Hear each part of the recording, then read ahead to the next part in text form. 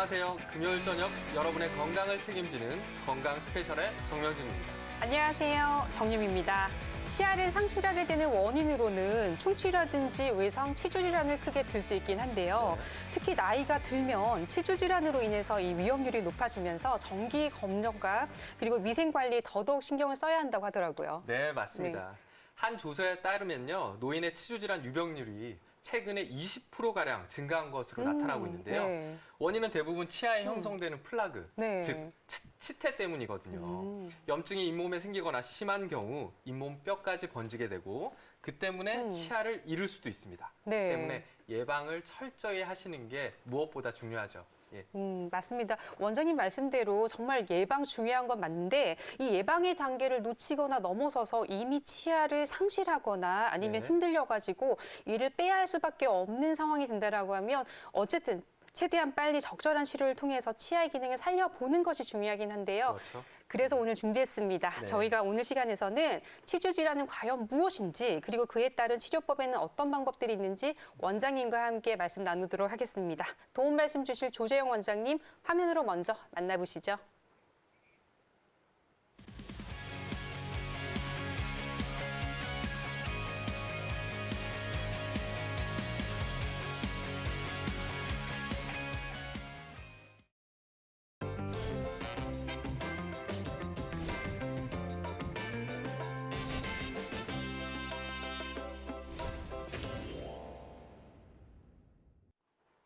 네, 원장님 자리에 나오셨네요. 원장님 안녕하세요. 안녕하세요. 네, 아무래도 잇몸 전체에 염증이 퍼졌다거나 약해진 상황에서는 치아를 단단하게 잡아줄 수가 없으니까 그렇죠. 말 그대로 치아가 뭐 우수수 빠질 수밖에 없는 맞습니다. 이런 상황이라고 네. 표현해도 될 것 같은데요. 흔히 잇몸뼈가 녹았다라고 표현을 하는데 조재영 원장님, 이 부분 시청자분들은 어떻게 이해하는 것이 좋을까요? 네, 우선 잇몸뼈가 녹는 과정은 단순하게 이제 녹지만은 않습니다. 네. 처음에는 이제 잇몸 질환이 생기게 되는데요. 잇몸이 붓고 피가 나게 되고요. 그 과정을 이제 놓치게 되면은 이제 치석이 점점 쌓이게 되고 치석 제거를 안 해주고 스케일링도 받지 않고 정기적으로 관리를 해주지 않으면은 점점 치주염이 이제 네. 증가되게 됩니다. 치주염이 심해질수록 이제 잇몸뼈가 녹게 되고 그렇게 되면은 치아에 동료도가 생기게 되고 더 지나게 되면은 이제 치아가 발치되는 그런 상황까지 서서히 진행되게 됩니다. 네. 이게 치주 질환이라는 게 한 번에 탁 진행되는 게 아니라 굉장히 서서히 진행된다고 네. 말씀하셨는데요. 네. 어쨌든 그렇게 해서 치아가 상실되게 되면 네. 우리가 치아가 없는 상태로 살 수는 없잖아요. 그렇죠. 예. 기술이 발달하면서 치료법도 다양하게 나와 있는데요. 자연 치아를 대표적인 치료 중에는 그 틀니와 임플란트를 들 수 있겠죠. 네. 그리고 또 그 틀니와 임플란트를 함께 사용하는 방법도 있는데요. 무치아 네. 환자를 위한 다양한 치료법도 설명 부탁드리겠습니다. 네. 네, 우선 치아가 전혀 없는 이제 무치아 환자의 경우에는 우선 임플란트를 많은 부분에 식립을 하고 그리고 그 위에 이제 보철을 넣는 그러니까 움직이지 않는 보철물, 고정성 보철물을 넣어서 전악을 보철을 하는 방법이 있고요. 네. 그리고 임플란트를 식립을 전혀 하지 않고 잇몸의 지지만을 이용해서 사용하는 보통 많은 어르신들이 알고 있는 틀니. 네, 그래서 틀니를 이용하는 방법도 있고요. 그리고 이거의 중간 정도의 성격을 가지고 있는 임플란트를 식립하고 그리고 일부분은 틀니의 형태를 가진 임플란트 지지의 틀니의 형태를 가지고도 있습니다. 네. 이렇게 또 보면 틀니의 또 종류가 여러 가지가 있을 것 같긴 한데 혹시 틀니의 종류에는 어떤 것들이 있을까요? 네, 기본적으로 틀니는 이제 완전 틀니와 네. 부분 틀니로 나누어지게 되는데요. 이제 완전 틀니의 경우에는 완전히 잇몸의 지지만을 이용해서 보철을 수복하는 틀니가 되게 되고요. 그리고 부분 틀니 같은 경우는 일부 치아가 상실되고 일부 치아는 남아있는 경우 일부 치아를 지지를 통해서 나머지 부분에 잇몸의 지지를 얻는 부분 틀니로 나눌 수 있습니다. 네. 그렇다고 하면 이 완전 틀니와 부분 틀니 중에서도 이 완전 틀니 같은 경우에는 치아에 본을 떠서 이 구조물을 만들 때까지 좀 왠지 과정이 좀 복잡할 것 같기는 한데 원장님 이거 좀 간단하게 알아보면 좋을 것 같은데 어떻게 이루어지나요? 틀니의 과정은 사실 생각보다 굉장히 복잡합니다. 네. 우선 첫 번째로는 네. 우리가 예비 인상을 뜨게 되는데요. 이 예비 인상이 사실 틀니의 과정에서도 가장 중요한 단계가 되게 됩니다. 이 예비 인상이라는 것이 무엇이냐면은 우리가 이렇게 잇몸이 있으면은 우리가 인상을 뜨게 됩니다. 이 잇모의 모양이 어떤 형태를 가지고 있는지 인상을 뜨게 되는데 가령 우리 얼굴의 형태를 인상을 뜨게 된다라고 하면은 그냥 어떤 인상제를 얼굴에 바른다고 해서 인상이 떠지지가 않습니다. 왜냐하면 기본적인 틀을 가지고 있어야 그 얼굴의 형태를 이제 본을 뜰 수가 있게 되는데요.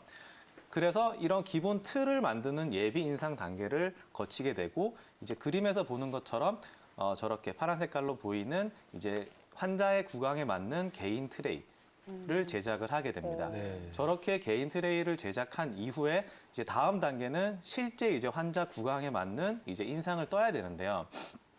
이제 그 인상을 뜰 때는 이 단계가 굉장히 복잡하게 됩니다. 이제 개인 트레이를 만든 이후에 환자 인상을 뜨게 될 때는 우리가 경계, 잇몸과 그리고 우리가 틀니의 경계를 정확하게 정해야 되고 그리고 틀니의 폭도 굉장히 중요하게 됩니다. 네. 그래서 이러한 틀과 폭을 맞춘 다음에 완전히 인상을 뜨게 되고요. 그리고 완전히 인상을 뜨게 되면은 그 다음에는 구강 내에 희적을 해봐야 됩니다. 네, 그러면은 이제 만들어진 단계 중에서 이렇게 사진에서 보는 것처럼 이제 금속 구조물이 나오는 경우가 있는데요. 네. 완전 틀니의 경우는 저러한 금속 구조물이 있는 경우도 있고 없는 경우도 있습니다. 네. 하지만 부분 틀니 같은 경우는 반드시 저런 금속 구조물을 시적하는 과정을 거치게 되는데요.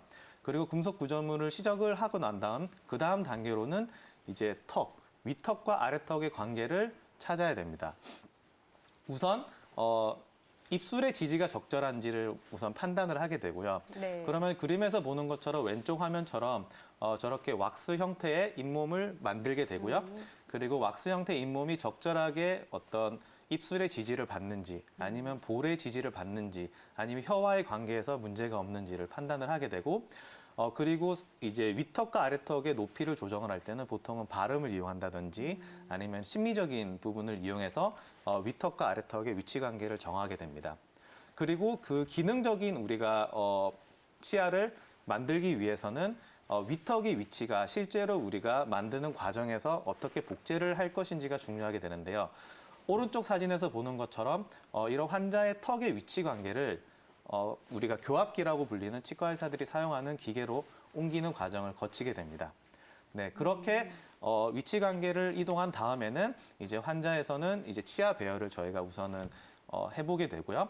치아 배열을 한 이제 틀니를 환자 구강에 맞춰보게 됩니다. 네. 네, 이럴 때 이제 저희가 확인할 수 있는 게 치아 배열이 적절한지, 그리고 이제 우리가 입술의 지지가 충분한지, 그리고 상하 위치 관계가 적절한지 등을 평가를 하게 되고 저 부분에서 수정할 수 있는 부분이 있으면 수정을 하게 되고 올바르다고 판단되면은 완전한 틀니로 제작을 하게 됩니다.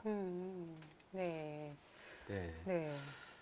예, 원장님 말씀해 주신 걸 들어보니까 네. 틀니를 만드는 과정이 굉장히 복잡하잖아요. 그럼, 네. 사실 굉장히 복잡한 과정이지만 환자분들이 치과를 내원하셨을 때는 그런 단계를 거치는 건 아니니까 너무 걱정하실 필요는 없을 네, 것 네. 같습니다. 그렇다면 이제 완전 틀니와 부분 틀니에 대해서 말씀해 주셨는데 우리가 이런 틀니를 선택하는 기준은 또 있나요? 네, 우선 완전 틀니 같은 경우는 무치약의 경우에는 사실 최종 선택 단계가 됩니다. 환자가 임플란트를 하기를 어떤 경제적인 사유나 아니면은 전신 질환을 가지고 있어서 임플란트가 어려운 경우, 그리고 여러 가지 장애들이 있어서 다양한 보철이 힘든 경우 최종 선택을 하게 되는 게 이제 완전 틀니가 되게 되고요.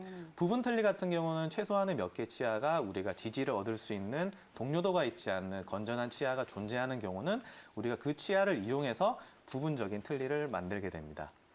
네. 이렇게 완전 틀니와 부분 틀니 둘 다 잇몸 지지를 받는 이런 틀니인 것 같고요. 그렇죠. 그리고 또 네. 아까 임플란트를 이용한 또 지지를 할 수 있다라고 했었거든요. 네네. 근데 시청자분들 입장에서는 사실 뭐 틀리면 틀리지 임플란트와 같이 하는 틀니는 무엇인가 이런 거 생각하실 것 같아요. 그래서 원장님 혹시 임플란트 보조 틀니란 어떤 것인지 좀 설명해 주시면 좋을 것 같아요.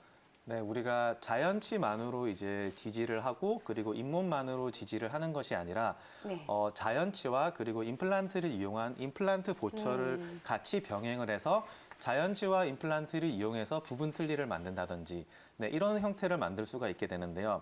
환자의 예시를 보게 되면은 우선 환자 같은 경우는 구강 상태가 위생이 아주 좋지가 않습니다. 일부 치아가 이제 깨진 부분도 있고 그리고 일부 치아가 상실된 부분도 있는 환자 같은 경우 지금 이제 그림에서 보이는 것처럼 위아래 이제 치아의 교합 관계도 매우 무너져 있고 그리고 이제 오른쪽 아래 치아도 상실되어 있으면서 왼쪽 위에 치아도 상실되어 있습니다. 처음에 환자가 내원했을 상태는 이런 상태로 내원을 했지만 실제로 환자가 가지고 건전하게 사용할 수 있는 치아는 몇 개가 없습니다. 네, 우측 치아도 발거를 해야 되는 상황이고 좌측 치아도 발거를 해야 되고 그리고 아래쪽 작은 치아들도 발거를 해야 되는 상황입니다. 그렇게 되면은 아래쪽 같은 경우는 남아있는 치아가 이제 좌측에 이제 작은 어금니들만 남아있게 되는데요. 그런 상황에서는 좌측의 작은 어금니만으로 우리가 부분 틀니를 만들기에는 한계가 많습니다. 네. 그러면 좌측의 부분, 작은 어금니의 대칭적인 부분에다가 저희가 임플란트를 식립을 하게 되고 그러면 그거를 통해서 자연치와 임플란트의 지지를 받는 부분 틀니를 만들 수 있습니다. 네. 네, 그렇게 되면은 이제 임플란트도 이용하게 되고 자연치도 이용하게 돼서 환자분들 같은 경우에는 임플란트를 다수 식립하기에는 비용이 조금 부담이 되시는 분들 같은 경우 네. 몇 개의 임플란트만 식립하고 그리고 몇 개의 임플란트 또한 이제 연세가 만 65세가 되면 보험을 적용을 받고 그리고 임플란트 부분 틀니 또한 보험을 적용을 받아서 경제적인 효과도 누릴 수 있는 그런 치료 방법이 되겠습니다. 네. 네. 임플란트를 같이 사용하는 틀니에 대해서 말씀해 주셨는데요. 이번에는 그 임플란트와 틀니의 뭐 캘리브레이션이라고 할 수 있는 네. 임플란트 틀니에 대해서도 한번 말씀 부탁드리겠습니다. 네. 이제 임플란트는 이제 고정이 되고 임플란트 위에 보철을 올리게 되면 단단히 고정되는 형태가 되기 때문에 우리가 보통 자연치보다는 어느 정도 사용이 불편할 수가 있지만 사실 대부분의 이제 환자분들께서 임플란트를 사용하게 되면은 매우 수복이 금방 되고 편하게 금방 적용을 하게 됩니다. 하지만 이제 치아 지지나 임플란트 지지가 아닌 그냥 잇몸만으로 지지를 받게 되는 경우 이제 틀니는 잇몸 위에 둥둥 떠 있는 형태가 되게 됩니다. 하지만 이제 위턱과 아래턱 같은 경우는 위턱은 우리가 입천장이 존재를 합니다. 따라서 지지를 받을 수 있는 영역이 매우 넓게 되는데요. 근데 아래턱 같은 경우는 이제 혀가 위치하다 보니까 이제 잇몸이 놓여져 있는 공간이 적게 됩니다. 따라서 지지를 받을 수 있는 공간이 매우 적게 되는데요. 사진에서 보는 것처럼 왼쪽 같은 경우는 이제 입천장의 넓은 부분이 존재를 하게 되고요. 오른쪽 같은 경우는 혀 공간 때문에 협소한 부분에서 우리가 지지를 얻어야 됩니다. 이러한 지지되는 공간이 워낙 적다 보니까 상악 같은 경우는 위쪽 턱 같은 경우는 이제 틀니를 사용해도 많은 분들이 다소 빠르게 적응을 할 수 있습니다. 하지만 아래턱 같은 경우는 지지되는 공간이 워낙 적다 보니 틀니를 사용하게 되면 조금 자주 빠지는 경험을 하게 되고요. 이런 자주 빠지는 경험 때문에 환자들이 틀니가 사용하기 불편하다. 이런 많은 부분들을 이제 호소를 하게 되는데요. 따라서 이런 유지력을 증가시키는 방법 중 하나로 임플란트를 식립을 하게 되고 임플란트 식립한 부분에서 우리가 틀니를 탈착형으로 만들게 되면은 임플란트에 이렇게 이제 탈착 형태로 틀니를 고정할 수 있게 됩니다. 그러면 유지력이 훨씬 증가돼서 환자분들은 단순히 이제 임플란트를 심지 않고 만드는 틀니보다 임플란트를 몇 개라도 심어서 이제 탈착형으로 만드는 틀니를 훨씬 더 편안하게 사용하시는 분들이 많기 때문에 이러한 임플란트 틀니가 존재하게 됩니다. 네. 그 하악의 임플란트를 이용해서 유지력을 증가시키는 틀니에 네. 대해서 말씀해 주셨는데요. 물론 이제 상악이 입천장이 있기 때문에 단단한 잇몸이 많아서 틀니를 사용하기에는 좀 더 유리한 환경이라고 하지만 이 경우에도 무치약 상태로 계속되는 환자분들 같은 경우에는 그 치조골이 흡수되면서 네. 틀니를 유지하기 힘들 것 같거든요. 그런 경우 좀 더 튼튼한 틀니를 사용하고 싶다면 어떻게 해야 될까요? 네, 마찬가지로 이제 위턱과 아래턱 같은 경우는 아래턱이 매우 불리한 상황이 가지고 있지만 위턱도 무조건 좋은 상황만은 아닐 수가 있습니다. 이런 경우 이제 임플란트를 식립을 해주고 임플란트를 연결한 상태에서 그 부분 또한 이제 탈착형으로 임플란트를 이용해서 틀니를 만들어주게 된다라면은 환자분들은 훨씬 더 틀니를 편안하게 사용할 수 있게 됩니다. 네. 이렇게 뭐 임플란트 틀니에 대해서까지 알아보기도 했는데요. 사실 이가 불편하기는 한데 이 치료비 때문에 엄두를 못 내고 또 치료를 차일피일 미루시는 분들이 있는데 그런 분들이 많으시죠. 네. 예. 아까 조재영 원장님께서 간단하게 설명해 주셨는데 보험 임플란트. 네, 임플란트도 네. 보험이 되고 뭐 틀니도 보험이 된다라고 하셨어요. 그렇다면 틀니에 대한 건강보험 적용 어떤 식으로 다양하게 적용되고 있나요? 네, 과거에는 이제 만 75세 이상이 되는 환자분들의 적용이 되었다면은 최근에는 이제 만 65세로 연령대가 낮추어졌습니다. 오. 그리고 본인 부담률 또한 30%로 낮아졌기 때문에 부담이 많이 줄어들었다고 볼 수 있고요. 그리고 틀니 유지 기간도 우리가 보상받을 수 있는 기간도 이제 7년으로 그래서 많은 분들이 보험 혜택을 받을 수 있게 됩니다. 네. 네. 이 보험을 잘 활용하시면 적은 비용으로 네. 또 좋은 치료를 받으실 수 있을 것 같네요. 그렇네요. 예. 하지만 그 틀니를 사용하시는 분들이 그 초반에는 그 음식을 저작하기가 씹기가 힘들어서 고생하시는 분들이 굉장히 많거든요. 네, 네. 아무래도 자연치만큼 단단하지는 않을 것 같아요. 특히 그 음식에 대한 주의나 틀니를 더 오래 잘 사용하기 위한 뭐 꿀팁 같은 거 있을까요? 네, 우선은 틀니 같은 경우는 우리가 잇몸의 지지를 기본적으로 받고 있습니다. 네. 그러면은 자연치 같은 경우는 뼈에 이제 박혀져 있는 치아에서 힘을 받는다 그러면은 잇몸은 전체적인 잇몸에서 이제 힘을 받기 때문에 보통 저장력이 자연치의 5분의 1에서 10분의 1 매우 적게 됩니다. 그래서 만약에 갑자기 무치하게 된 환자 같은 경우는 씹는 것에 매우 불편함을 느끼게 되는데요. 처음 시작할 때부터 이제 섬유질 같은 김치나 아니면은 그런 채소류를 처음부터 이제 마구 이제 씹다 보면은 잇몸도 무리가 가게 되고 틀니를 적응하기 힘들게 됩니다. 따라서 처음에는 부드러운 음식부터 시작해 주는 게 좋고요. 부드러운 음식이라고 하면은 이 두부나 아니면은 이제 삶은 계란처럼 네, 이런 부드러운 음식부터 시작해 주면서 점점 적응을 하게 되면은 점점 이제 질긴 음식으로 조절을 하게 되고요. 김치 같은 경우도 처음부터 이제 길게 자른 김치를 한꺼번에 씻기보다는 조금 김치를 잘게 자른 김치부터 시작을 해서 점점 적응해 나가는 과정이 중요하게 됩니다. 또한 틀니라는 것은 잇몸의 지지를 받게 되는데요. 잇몸이라는 것은 결국은 위치는 뼈가 결정하게 됩니다. 근데 나이가 들면서 점점 이제 잇몸뼈는 흡수가 되게 되고요. 잇몸뼈가 흡수가 된다는 것은 틀니를 지지받고 있는 잇몸도 점점 흡수가 되게 됩니다. 그러면은 애초에 만들었었던 틀니 자체의 유지력이 상실되는 경우가 있는데요. 네. 따라서 적절하게 치과를 이제 내원을 하셔서 틀니를 조정을 받는다라면은 훨씬 더 틀니의 사용이 용이하다고 볼 수 있습니다. 또한 이제 틀니라는 것이 이렇게 사용하는 것뿐만 아니라 이제 사용이 다 끝난 이후에 세척과 관리도 중요한데요. 네. 그냥 두는 것이 아니라 이제 잘 깨끗하게 세척을 해야 우리가 틀니를 다시 사용했을 때 잇몸병이 생기지도 않고 건강하게 유지할 수 있습니다. 간혹 환자분들 같은 경우는 틀니를 세척을 하지 않고 잘 때도 끼고 계속 사용하시던 분들은 이렇게 잇몸이 부어서 오거나 아니면은 이제 곰팡이가 자라나서 되는 경우들도 많게 되는데요. 이런 것들을 피하려면은 주기적인 세척도 필요하다고 볼 수 있게 됩니다. 네, 이렇게 뭐 이미지로만 봐도 사실 저렇게 뭐 곰팡이성 그죠. 세균들이 네. 생겼다라고 하면 정말 많이 아플 것 같긴 한데요. 염증이 이렇게 안 생기려고 하면 아무래도 관리 잘해줘야 된다고 했는데 구체적으로 원장님, 틀니 어떻게 관리하는 것이 좋은가요? 우선은 밥을 먹고 나면은 네. 세척을 해주는 것이 좋고요. 네네. 그리고 틀니 같은 경우는 사실은 우리가 떨어뜨리게 되면은 깨지게 됩니다. 네. 네, 그래서 깨지지 않도록 항상 어떤 밑에 수건을 받친다든지 아니면은 우리가 세면대에서 씻을 때는 세면대에서 어떤 부드러운 것을 받쳐놓고 세척을 하는 것이 좋고요. 그리고 우리가 치약을 사용해서 깨끗하게 사용하려고 치약을 짜서 이렇게 세척을 하는 경우들이 많은데요. 치약에는 우리가 연마제 성분이 대부분입니다. 따라서 이제 틀니라는 것은 우리가 연마제 성분이 묻게 되면은 상처를 입게 되는데요, 틀니도. 이러한 상처되는 부분이 발생을 하게 되면은 세균이 번식하게 됩니다. 따라서 틀니를 세척을 할 때는 가능하다면은 틀니 세척제를 이용해서 세척을 해주는 것이 좋고요. 네. 틀니 세척제에 이제 5분 정도 담궈 놓은 다음에 이제 꺼낸 이후에 이제 흐르는 물에 연마제가 포함된 이제 치약을 쓰는 것이 아니라 그냥 칫솔만 이용해서 이렇게 잘 닦아주면은 관리가 꽤 잘 된다라고 볼 수 있을 것 같습니다. 네. 네. 그리고 또 틀니를 사용할 때 주의사항이 또 하나 더 있을 것 같은데요. 보통 네. 이제 틀니를 주무실 때 끼고 주무시는 분들이 많으신 것 같아요. 예. 그런 경우 어떻게 괜찮을까요? 제가 앞서 말씀드렸던 것처럼 틀니는 잘 때 빼주는 것이 좋습니다.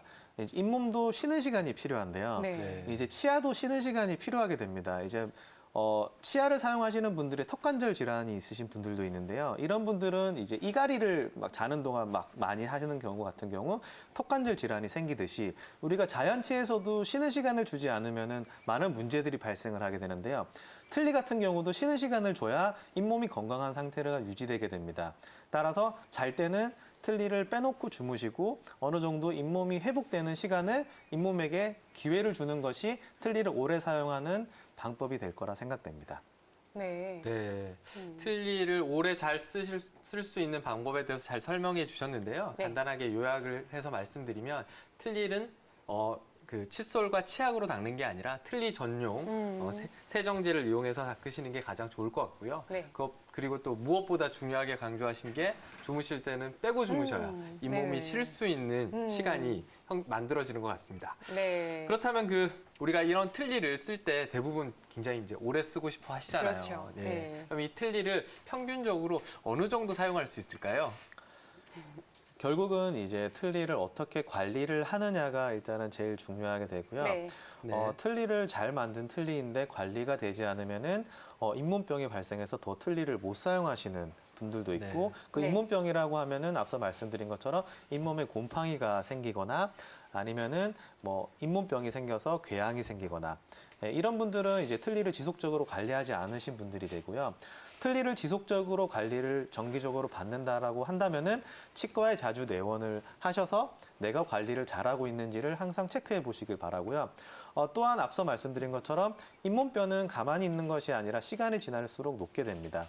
따라서 이거에 맞춰서 틀니도 계속 조정을 해줘야 아주 건강한 틀니를 오랫동안 사용할 수 있게 되는데요. 따라서 6개월에 한 번 혹은 늦어도 1년에 한 번씩은 네. 치과를 방문하면서 본인 틀니가 잘 맞게 잘 사용하고 있는지 혹은 잇몸병이 발생하지 않는지를 체크를 하면서 관리를 하셔야 오랫동안 틀니를 사용할 수 있게 됩니다. 보통 유지 기간은 5년에서 10년이라고 말씀을 드리고 있긴 하지만 이거는 사람들이 어떻게 관리를 하느냐에 따라서 사용 기간이 천차만별로 차이가 나게 됩니다. 네, 뭐 이렇게 또 틀니에 대해서도 알아보긴 했는데 또 원장님께서 네. 임플란트에 대해서도 말씀해 주시긴 했잖아요. 사실 요즘에는 임플란트라고 하면 남녀노소 사실 젊은 층에서도 치아를 상실하는 경우가 있기 때문에 임플란트에 대한 궁금증도 굉장히 많거든요. 그렇죠. 네. 원장님 혹시 임플란트는 그러면 관리를 어떻게 하는 것이 좋은지 이 점도 한번 좀 알려주실까요? 임플란트 관리 또한 이제 임플란트를 식립한다고 끝이 나는 것이 아니라 임플란트를 식립하게 되면 결국은 임플란트에는 뼈가 식립되어 있는 부위가 있고 잇몸 밖으로 나와 있는 부위가 있습니다. 기본적으로 우리가 잇몸 치료를 받거나 아니면 스케일링을 받으면서 잇몸 관리를 오랫동안 해주게 되면은 임플란트도 자연치처럼 오랫동안 사용할 수 있게 됩니다. 네. 따라서 정기적으로 치과를 내원해서 잇몸 치료를 받든지 혹은 임플란트가 잘 문제가 없는지를 체크를 받는 것이 오랫동안 임플란트를 관리하는 방법이라고 보시면 될 것 같습니다. 네. 네. 역시 말씀해 주신 거 요약해 보면 네. 정기 검진이 무엇보다 중요한 것 같습니다. 맞습니다. 네, 뭐 그렇다고 하면 또 임플란트 외에 또 저희가 또 치주 질환에 대해서도 알아보긴 했잖아요. 네네. 치주 질환도 마찬가지로 생활 관리가 굉장히 중요할 것 같긴 그렇죠. 한데 당연히 제 생각에 양치질 중요할 것 같습니다. 제일 중요하겠죠, 예, 아마. 혹시 원장님 양치질은 치주 질환 예방하기 위해서 어떤 식으로 해주는 것이 좋은지 뭐 333 법칙 이런 것도 있잖아요. 이 법칙을 따라서 해주는 게 좋을까요? 기본적으로 양치는 사실 예. 얼마나 우리가 정기적으로 꾸준히 꼼꼼히 하는지가 네. 제일 중요하다고 보시면 되고요. 예. 어떤 그런 기준보다 내가 양치를 했다라고 끝내는 것이 아니라 내가 얼마나 양치하는 시간 동안 꼼꼼하게 양치를 했느냐 그리고 너무 과한 힘을 가지고 양치를 했느냐 거의 그걸로 결과가 차이가 나는 것 같고요. 내가 정성 들여서 양치를 하고 꼼꼼하게 양치를 하고 양 빠짐없는 부분에 양치만 했으면은 충분한 양치가 될 거라고 네. 생각됩니다. 하지만 이제 노인으로 갈수록 이제 잇몸병이 생기거나 하면서 이제 잇몸이 낮아지는 경우 이제 치실을 사용하거나 아니면 치간 칫솔을 사용하면서 중간중간에 이제 부족한 부분들을 채워만 준다라면은 충분한 관리가 될 거라고 생각이 됩니다. 네. 네. 이렇게 뭐 저희가 치주 질환에 대해서도 알아봤고 양치법과 치과 관리에 네. 대해서도 알아보면서 임플란트와 틀니의 관리법까지 다 알아보는 시간을 가졌습니다. 그렇다면 또 저희가 또 다음 주제로 한번 넘어가 봐야겠죠? 네. 네. 생방송으로 보내드리고 있는 건강 스페셜과 함께하고 있습니다. 네. 혹시 아이를 키우고 계신 부모님들이 이 방송을 시청하고 계신다면 예. 우리가 아이의 치아가 영구치로 교체될 때, 그 유치가 빠질 때 대부분 그 부종 교합이 생기지 않을까. 그러니까 쉽게 말씀드리면 덧니가 나지 않을까 걱정하시는 네네네. 경우가 굉장히 많잖아요. 네. 예, 그런 경우에 더욱이 부모님들 중에 또 이 아래쪽 턱이 큰 주걱턱이 있는 경우에는 예. 유전적인 영향을 많이 받기 때문에 더욱더 많이 걱정하시는 것 같더라고요. 네, 맞습니다. 뭐 사실 치아는 오복 중의 하나라고 해서 타고난 치아를 가지고 있다는 게 정말 복이라고 할 수 있을 만큼 중요한 거긴 한데요. 이런 바람과는 또 달리 성장기에 나타날 수 있는 여러 가지 문제점들이 사실 구강에서 나타날 수가 있긴 하거든요. 그렇다면 이번에는 아이의 성장에 부정적인 영향을 미칠 수 있는 부정교합에 대해서 알아보도록 하겠습니다. 도움 말씀 주실 이창조 원장님 화면으로 먼저 만나보시죠.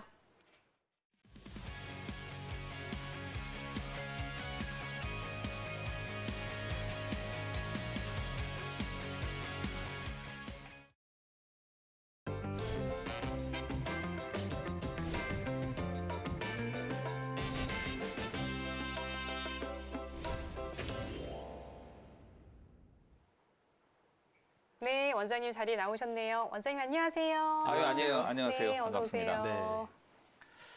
치아 교정 치료가 필요한 그 자녀의 부모님들은 막상 아이의 치료 시기가 네. 너무 늦지 않을까, 아니면 혹은 너무 또 빨리 네. 치과에 내원해서 우리 아이가 또 고생하지 않을까 이런 고민들 많이 네, 하시는데요. 맞습니다. 우리 아이의 교정 치료의 시기와 방법에 대해서 차근차근 얘기해 보도록 하겠습니다. 예. 원장님, 성장기 교정 치료에는 정확히 어떤 게 필요한 치료인가요? 성장기 교정 치료란 말 그대로 성장이 완료된 우리 성인이 아닌 아동이나 청소년, 즉 성장 중에 있는 아동이나 청소년을 대상으로 하는 치료를 말합니다. 우리 악공의 턱뼈의 정상적인 성장을 유도해주는 포괄적인 치료라고 또 말씀을 드릴 수 있겠습니다. 네. 예. 네. 그렇다면 뭐 여러 가지 치료 방법이 있을 것 같긴 해요. 뭐 주걱턱 치료도 있을 것 같고 뭐 여러 가지 치료가 있나 봐요. 구체적으로 어떤 식으로 아이들한테는 적용을 할 수가 있을까요? 이 아동들은 신체적으로 많은 변화를 겪는 그런 시기에 있기 때문에 이 시기에 잘못된 교합이나 턱의 부조화를 갖다가 놓치게 되면은 치료의 난이도가 높아지고 나중에는 치료도 못할 수도 있고 수술로 또 교정을 할 수 있는 그런 어려움이 있기 때문에 적기에 치료를 갖다가 하는 것이 중요하다고 할 수 있겠습니다. 네. 저 케이스 한번 보시면서 말씀드리면은 지금 주걱턱이 지금 뭐로 보이는 치료 전후에 8세 아동의 사진인데요. 네. 그 8세 아동인 경우에이기 때문에 저렇게 성장기 교정 치료가 가능하였는데 저기 만약에 성인이었다면은 네. 수술로서 치료를 할 수밖에 없는 네. 저러한 상황입니다. 예. 두 번째 케이스 한번 볼까요? 예. 지금 치료 전후 또 사진인데요. 저 덧니가 있는 경우죠. 예, 덧니가 있는 경우에는 성인이라면은 치아를 발치를 해서 이를 뽑아서 교정할 수밖에 없는 상황이지만은 성장기에 있는 아동이나 청소년의 경우에는 악공을 함으로써 공간을 내서 이렇게 이쁘게 배열을 하는 치료 전후의 사진을 볼 수가 있습니다. 네. 네. 아무래도 그 치아가 부정교합이면 성장하면서 이게 안면 비대칭도 발생할 수 있잖아요. 아까 말씀해 주신 것처럼 네. 적절하게 교정 시기를 놓치게 되면 성인이 돼서 수술을 해야 된다고 말씀하셨는데 네. 네, 맞습니다. 치과에서 그렇다면 부정교합 검사를 어떻게 할 수 있나요? 예, 부종교합 검사는 이제 소위 교정 진단이라고 합니다. 예, 진단 검사를 해야 되는데 성인들 검사 그리고 아동, 청소년 모두 같은 방식으로 이루어지게 됩니다. 치과에 오게 되면은 그 임상 검사를 먼저 하죠. 그 의사 선생님들이 육안적으로 얼굴의 상태도 보고 치아의 구조도 보고 그리고 또 본을 떠서 석고 모형을 만들어서 또 육안적으로 볼 수 없는 치아의 부조화 상태도 석고 모형을 통해서 계측을 통해서 또 볼 수 있는 검사도 하게 되고 그리고 또 엑스레이를 찍게 됩니다. 엑스레이를 찍게 되는데 파노라마 사진, 치아 전체가 나와 있는 파노라마 사진을 찍고 그리고 또 옆에서 찍는 골격 사진도 찍고 네. 그리고 또 이제 성장량이 어느 정도 남아 있는지를 알 수 있는 그런 이제 성장판 검사도 손을 찍어서 검사도 네. 하게 되는데 가장 중요한 검사는 그 옆에서 찍는 골격 사진이라고 할 수 있습니다. 세팔로 사진이라고 하는데 네.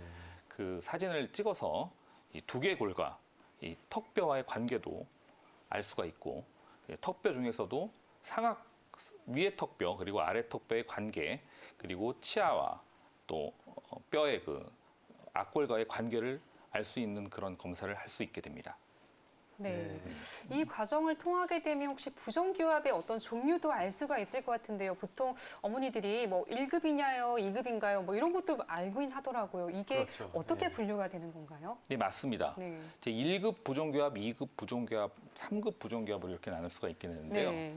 1급 부정교합은 골격 관계는 정상인데 치아에 문제가 있는 경우입니다. 치아에 공간이 부족하다든지 맹출이 이상하다든지 그리고 결손치, 과잉치 등 치아와 관련된 부정교합이고요. 네. 2급, 3급 부정교합은 이제 골격적인 부조화가 있는 그런 부정교합을 말하는 것입니다. 네. 2급 부정교합이라고 하면은 위의 턱이 상대적으로 나와 보이는 경우, 또 사진에 보시다시피 위의 턱이 상대적으로 나와 있는 경우, 위의 턱이 나와서 정말로 나와서 이렇게 2급 부정교합이 있는 경우, 그리고 아래 턱이 뒤에 많이 뒤로 들어가 있어서 이제 2급 부정교합이 생기는 경우가 있을 수 있겠습니다. 예.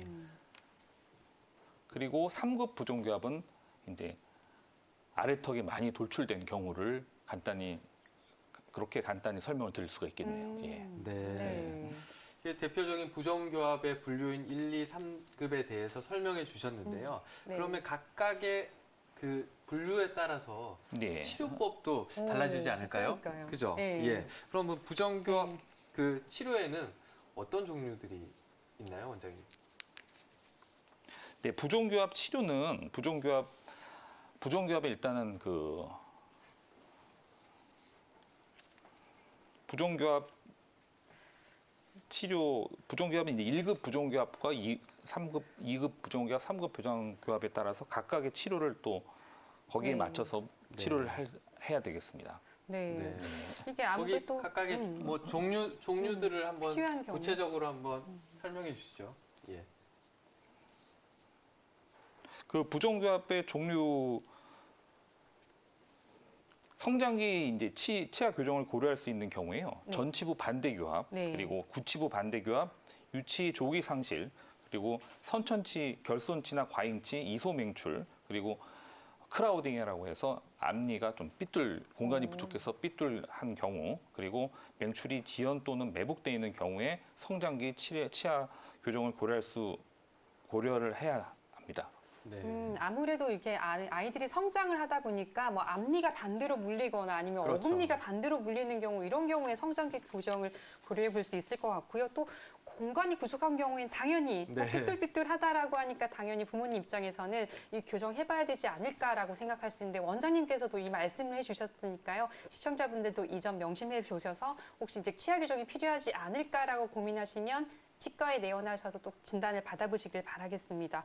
그런데 이런 문제들 때문에 자녀의 교정 치료를 좀 관심 있어 하는 부모님들이라고 하면 좀 많이 물어보는 질문 있잖아요. 원장님도 예. 치과에서 많이 받아봤을 것 같은데. 그렇죠. 그런 예. 항상 물어보시는 예, 질문들이 질문이 있어요. 있긴 해요. 특히 뭐 언제 시작해야 네, 되냐 이런 맞습니다. 질문들 꼭 하시거든요. 예, 사실 한번, 궁금하잖아요.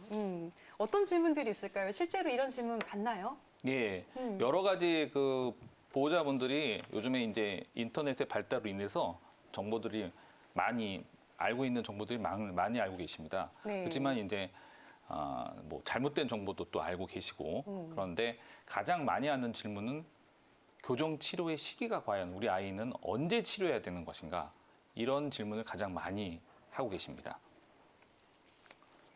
네. 그렇다고 하면 뭐 원장님께서는 이런 경우에 언제 검진 받으러 오라고 말씀을 해주시나요? 어머니들이 우리 아이 지금 뭐 5살, 6살 이럴 때 하는 게 좋나요? 이런 거 많이 질문하긴 하는데 아무래도 이제 저희는 그러면 턱의 성장을 조절하는 치료가 아무래도 단순히 치열을 교정하는 것보다 훨씬 더 복잡하고 치료 시기도 더 면밀하게 따져봐야 할 것 같긴 한데요. 네, 실제로 그러면 이 검진 시기는 어떻게 되는 것이 좋을지 좀 나이별로 구체적으로 좀 알려주시면 좋을 것 같아요. 네. 부종교합에 따른 적절한 검진 시기를 말씀을 드리면은 네. 만 5세에서 6세에는 네. 6세에서 앞니가 거꾸로 물리거나 주걱턱인 경우 이런 경우에는 이제 아까 처음에 말씀드렸다시피 3급 부종교합인 경우를 말하는데요. 이런 경우에는 가장 검진 시기가 조기에 검진을 해야 됩니다. 그리고 만 6세에서 8세에서는 위턱이 돌출되거나 부치가 또 반대 교합인 경우 그리고 앞니가 맹출 공간이 부족한 크라우딩이라고 하죠. 그리고 제1대구치가 잘못 맹출하는 경우 이소 맹출이라고 하는 그리고 유치가 족이 상실되는 경우에는 만 6세에서 8세 정도에 검진을 해야 됩니다.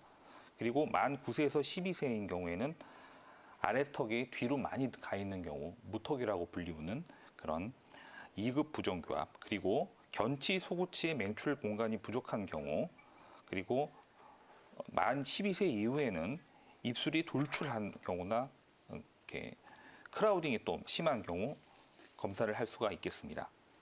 네. 네. 그렇다면 뭐 임상에서 볼 때요. 저희가 네네. 또 영구치가 맹출할 공간이 부족해서 치열이 고르지 못하거나 네, 그렇다고 하면 아무래도 또 면밀하게 따져봐야 할 것 같긴 한데 이 턱의 성장 과정 과연 어떻게 될까요? 네. 네. 그 성장을 이용해서 성장기 교정 치료는 성장을 이용해서 교정을 하는 경우이기 때문에 네네. 이 성장의 패턴을 정확히 분석을 해서 교정을 치료를 하는 것이 중요합니다. 특히 우리 정유미 MC님이 말씀하셨듯이 네. 턱의 성장은 언제 턱의 성장을 하는가 그리고 위의 턱과 아래 턱의 성장의 패턴이 어떻게 되는가에 대해서 우리 시청자분들이 알아주시면 좋겠습니다. 네. 예.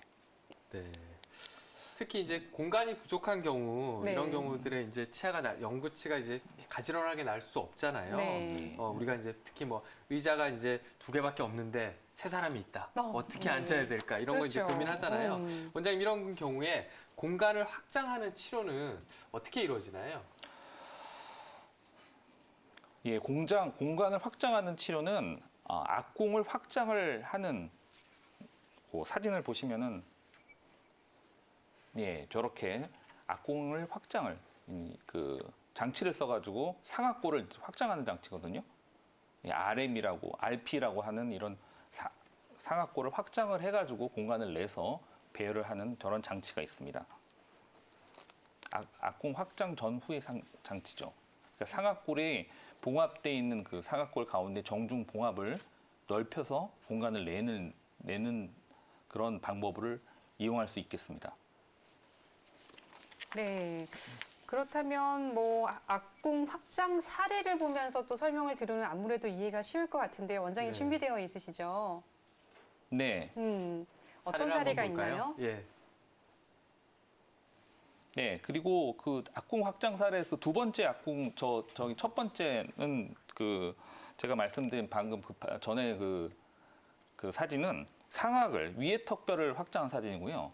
저 아래를 이제 확장했는데 저 장치는 이제 뭐 호슈 슈바르츠라는 장치인데 하악 턱뼈는 그 봉합 라인이 없기 때문에 네. 단순히 치아 경사도를 좀 넓히는 장치긴 한데 결과적으로는 또 역시 악궁이 확장되기 때문에 발치를 하지 않고 치아를 예쁘게 배열할 수가 있는 모습입니다. 네. 그리고 네. 그 두 번째 그 줄의 그 사진은 역시 아까 그 처음에 나왔던 그 상악궁 확장 장치의 실제적인 사진입니다. 그래서 치아를 확장을 하여서 예쁘게 배열하는 그런 모습을 볼 수가 있습니다. 네. 이렇게 보다 보니까 아무래도 또 어린이 성장 교정의 가장 장점 중에 하나가 이 확장이 되지 않는다라고 하면 성장 이후에는 거의 이를 빼야 하는 이런 케이스가 되는 경우인데 아무래도 악궁 확장을 통해서 이렇게 할 수 있다라고 하니까 이게 성장 교정의 큰 장점인 것 같습니다. 그렇죠. 성장 네. 교정에 반드시 우리가 써먹어야 될 그런 네. 거라고 볼 수 있을 것 같네요. 예, 그렇다고 하면 조기 검진을 통해서 이렇게 악궁 확장이 필요하다고 판단이 됐다라고 하면 아무래도 10세가 넘어가기 전에 초기에 시작하는 것이 좀 좋지 않을까 싶은데 어때요? 예, 10세가 넘지 않는 그런 초기에 오. 교정을 하는 것이 좋겠습니다. 아, 네네. 네. 그 성장의 패턴이 네. 그 골격적인 변화를 이용해서 저희가 성장기 치료를 하는 방법이 있는데요. 그 치아도 마찬가지로 그 순서대로 나오는 게 아니라 네. 앞니가 먼저 나오고 그리고 어금니가 먼저 나오고 그리고 그 중간에 있는 측방치군이라고 하죠. 네. 측방치군에 있는 그런 이하 치아들이 먼저 나오게 됩니다. 아니 순서대로 그다음에 나오게 되는데 그 저 사진에 보시다시피 그 유치의 가장 큰 유치 어금니 중에서 가장 큰 유치 어금니인 제2유구치의 그런 그 길이가 그 계승 영구치인 제2소구치보다 크기가 상당히 큽니다. 그래서 그 공간을 이용해서 또 치아를 배열을 할 수가 있게 됩니다. 지금 리웨이 스페이스라고 하는 그런 공간입니다. 그런 공간을 이용해서 치아를 배열하면은 추후 전체 치열 교정의 확률을 갖다가 낮출 수 있는 장점이 있습니다. 예. 네. 네. 예. 이렇게 뭐 부정교합의 종류도 다양하고 어떤 치료 장치를 써야 될지 아니면 이 시기도 다양한데 그렇다면 이런 다양한 부정교합의 유형별로 교정 치료법을 한번 간단하게 정리해 줄 수 있을까요? 예, 예. 먼저 가장 먼저 조기에 치료해야 될 우리 시청자 여러분께서 제일 먼저 알아셔야 될 전치부 반대교합, 그러니까 앞니가 거꾸로 물리는 상황이죠. 그러니까 3급 부정교합이 정말 3급 부정교합인지 아니면은 그냥 단순히 치아 경사도 때문에 이가 거꾸로 물리는 건지는 치과에 가셔가지고 검진을 통해서 이제 아이의 상태를 확인을 하셔야 되는데 이 3급 부정교합의 치료는 먼저 이 원인이 돌출된 하악에 있는지 아니면은 상악이 갇히게 돼가지고 못 자란 위턱에 있는지를 먼저 진단을 해야 됩니다.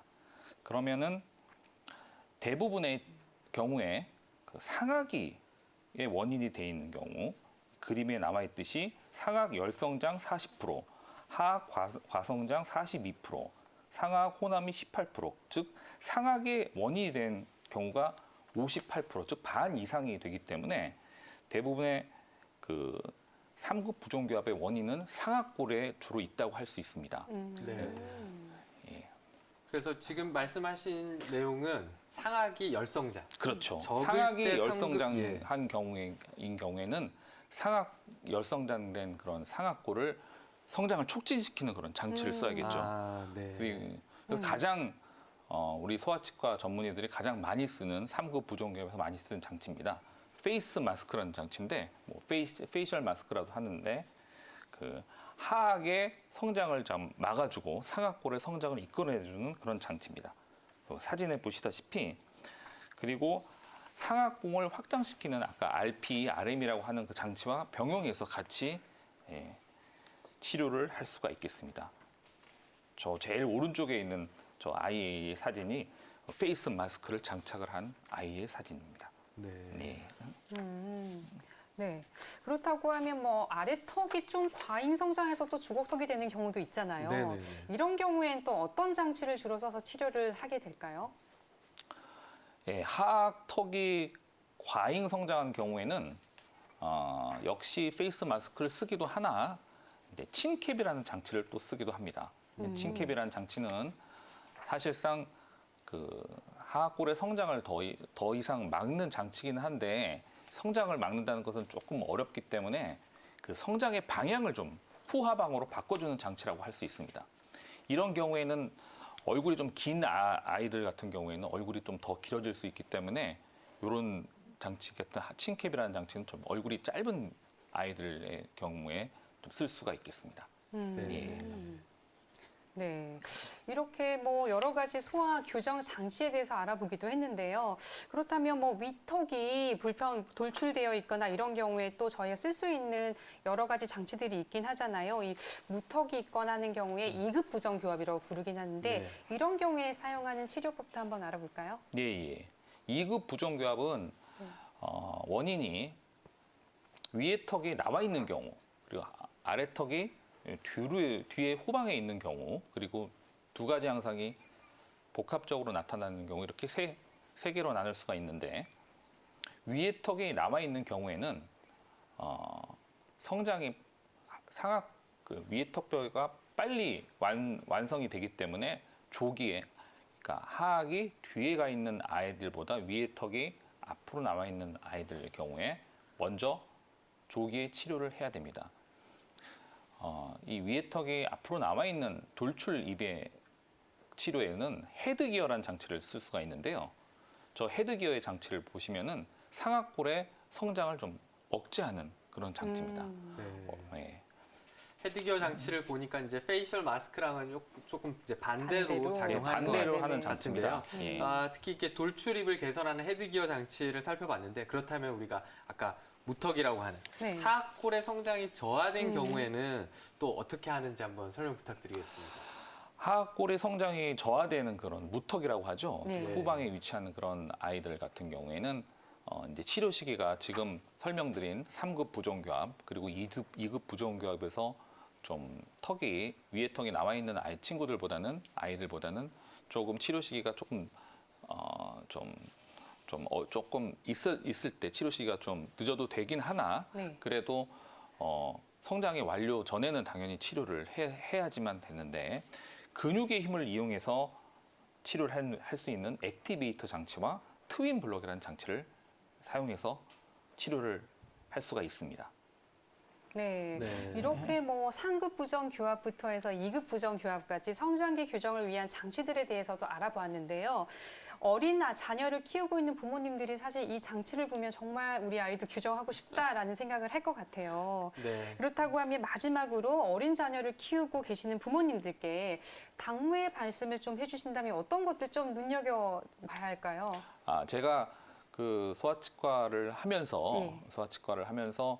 그 치료 시기에 관한 질문을 네. 상당히 많이 받았습니다. 예, 치료 시기에서 좀 네. 연구치가 이제 교환을 다 하면은 교정을 해야 되는지 않는가라는 질문을 하시는 어머님, 아버님도 계셨고, 근데 아까 처음에 말씀드렸다시피 치료의 시기를 놓치는 경우가 왕왕 있는데, 가장 먼저 조기에 치료해야 될 그런 케이스가 3급 부종교합입니다. 그러니까 지금 2급 부종교합 같은 경우에는 교정적인 문제가 보호자분들이 인지를 하는 경우에 치과에 가서 치료를 갖다가 늦어지지가 않는 경우가 뭐 흔한데, 3급 부종교합, 그러니까 앞니가 거꾸로 물리는 경우에는 치료 시기를 놓치는 경우가 많이 있습니다. 그래서 3급 부종교합, 즉 앞니가 전치부 반대교합이라고 합니다. 그러니까 아래턱이 나와 있는 경우에는 만 6세에서 7세 때 교정을 반드시 해줘야 하는 네. 케이스이기 때문에 그 시기를 놓치시면 안 됩니다. 네.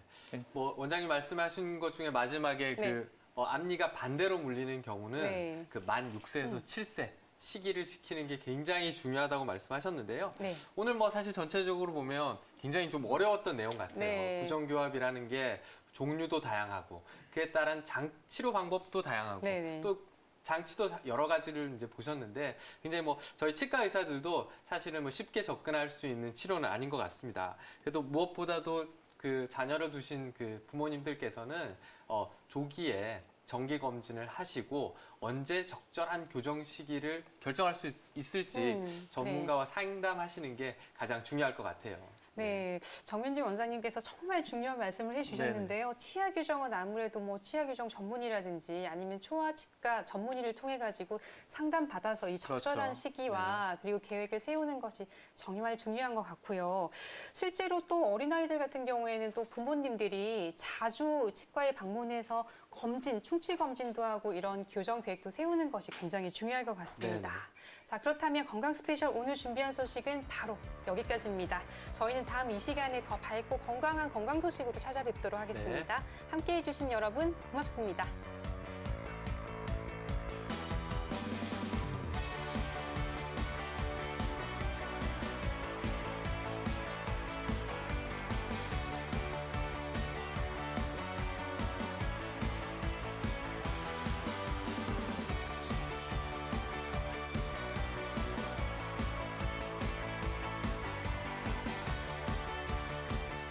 방송은 의료 정보에 대한 제공일 뿐 의료 정보에 대한 과시는 위험을 초래할 수 있고 모든 치료에는 부작용이 동반될 수 있습니다.